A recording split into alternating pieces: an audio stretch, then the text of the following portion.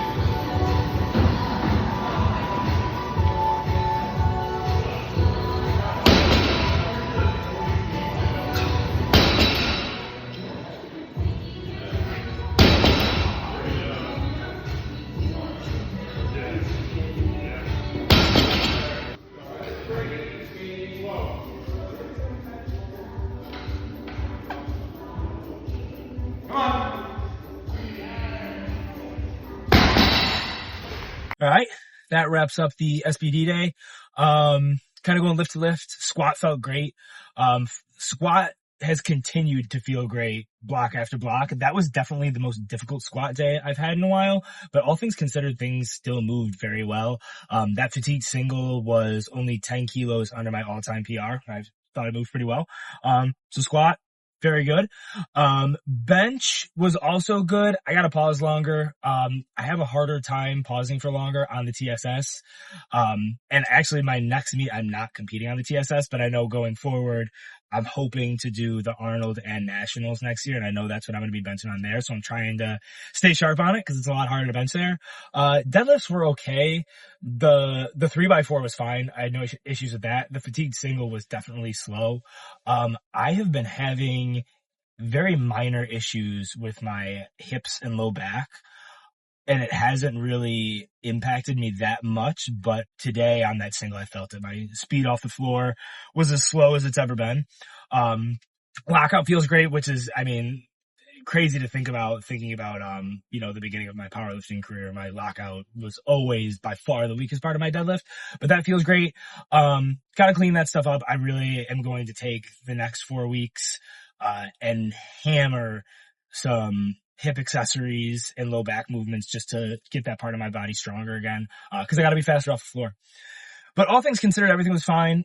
Continuing to just hit lifts, from the beginning of the training, the mesocycle into where I am now. Haven't failed any of my sets on my week 4s, or anywhere along the line. So that's great. Just gotta keep that momentum up. So, even though that last deadlift didn't move as well as I wanted to, still a good day. But now we're going to talk about Nat's predictions. So like I said, I'm going to take the 3 weight classes in the women's and men's side that I think are going to be the best battles. So I'm going to start with the women's side, and we are going to start off with the lightest weight class, the 47s. So there's Turbo Tiff, there's Leanne Lee, and I'm so sorry if I'm pronouncing this wrong, which I probably am. It's Emily Pichard-Plant, I think. I think it's a French name. Sorry if I messed that up. But between the 3 of them, it should be a pretty tight battle. I'm having a really hard time even thinking of a world where Turbo Tiff doesn't win. The one thing would be the French have in the past been pretty bad with attempt selection, especially at Worlds. But she looked phenomenal during Sheffield. I believe she got a new nutrition coach before Sheffield, and she just looks so strong. So she's my pick for the 47s. I do think that'll be a nice little battle for silver, between the other 2 women. But I think Tiff's gonna come away with the gold. Then my next weight class there is the 69s.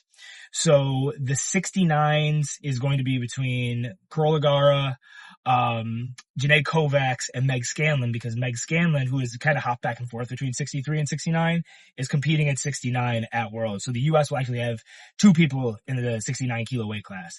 That one I'm having a harder time deciding between. Feels like that is going to be a battle, and one missed lift here or there, either way, could really have a huge impact on this battle. Like I said, even though I'm really having a hard time picking, with all things considered, I'm gonna go with Carola Gara. She to me is just the one, a lot of times on the platform, she seems to execute well. So that's who I'm gonna go with, and especially now she doesn't have to worry about Agata. So I'm gonna go with Carola. Not super confident in that pick, but that's what I'm gonna go with in the 69s. And then in the 84 pluses, we have Brittany Schlater and Sonita Mulu.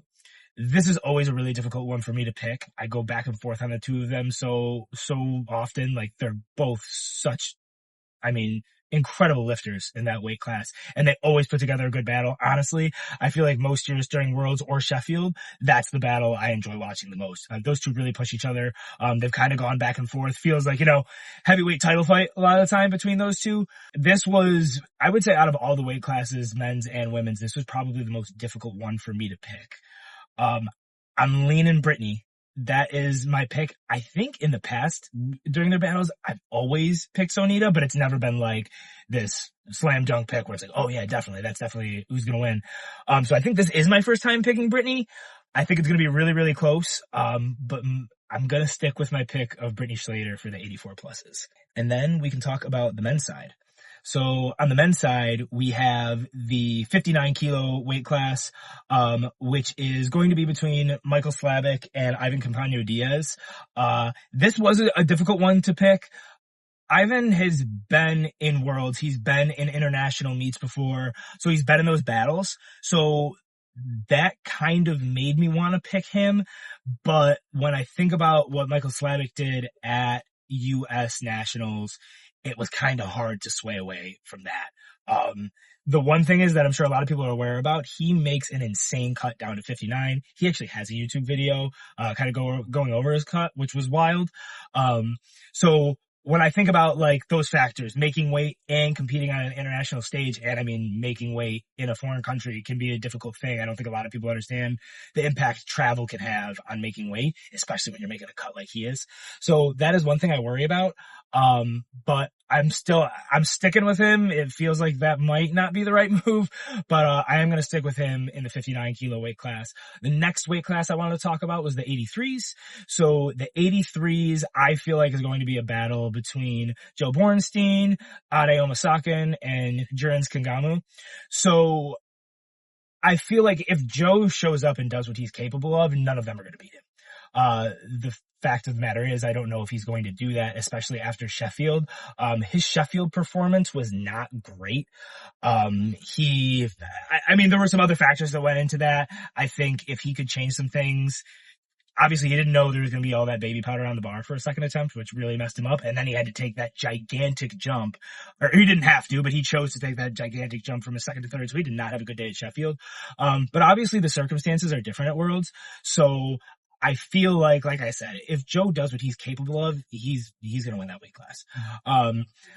Although Ade's training has looked really good. It's a matter of he's never really, or I guess I shouldn't say never. He did once put that together on the platform, but of late he's had a hard time replicating his training totals on the platform. I still think it should be a very fun weight class to watch.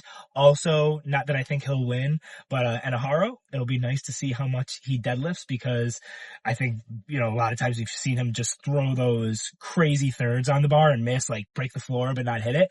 I feel like he's going to be too far out this meet to be able to do that. So maybe we'll see him, hit like somewhere between like 390, 395, something like that. So I think that would be pretty cool. But I'm picking Joe to win the 83s. And then we got the 93s. So Gustav Hedlund dropped out. So that kind of makes that battle not quite as fun. But we still get Will Ball, who has just looked insane, and Emil Krastev. So those two are going to battle it out at 93. I'm going to go with Will Ball. Same kind of thing with Michael Slavic. I feel like this is his first international competition, or at least his first like open worlds, I know. And he hasn't had the chance to perform on that stage yet. So Emil has been there many times. Emil is a very well accomplished lifter. So I'm sure those two are going to have a battle, but similar to kind of my reasoning with Joe Bornstein, I just feel like if Will Ball does what he's capable of, he'll win. But you never know what's going to happen at Worlds. We've seen crazy stuff happen. We've seen people who struggle with the travel, struggle with the weight cuts, things like that. I really don't know what Will Ball weighs, so I don't know, I don't know if he cuts weight. I don't know if he makes a big cut, anything like that. But those are going to be all my predictions. I'll put the rest of my predictions just on the screen so you guys can see who I picked in all of the other weight classes on the men's and women's side. The other two weight classes I'm not going to go in depth about, but the 57s on the women's side and the 84s on the women's side also do feel like they could be good battles. The women's side in general just feels like it's going to be more competitive than the men's side this year. But those are my picks. Thanks again, everyone, for watching this video. If you agree, disagree, let me know in the comments what your world's picks are. And I will see everyone in the next one. Peace.